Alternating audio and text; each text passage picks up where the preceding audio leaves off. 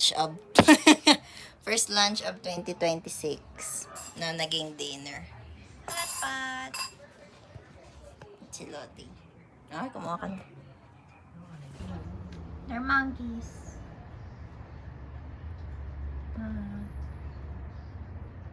Hey. Are you okay? Diyos ko, boy. Nangaranggaw mo, honey. Di pa naman sure kung babae siya, guys. Tapos kinakain niya yung letters. Ay.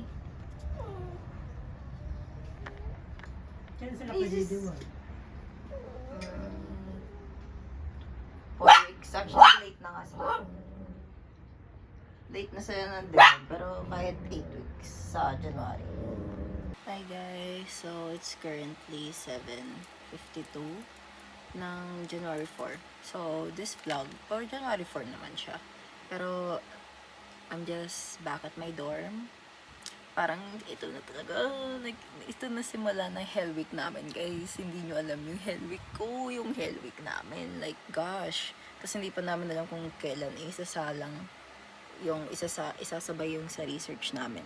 And anyways, ang ano ko lang is the possible things that hindi ko sure kung ilalagay ko siya sa vlog na to or sa video na to. Basta I might end the video dun sa mga pusa ko and another video na lang para sa Hell Week of Capsule.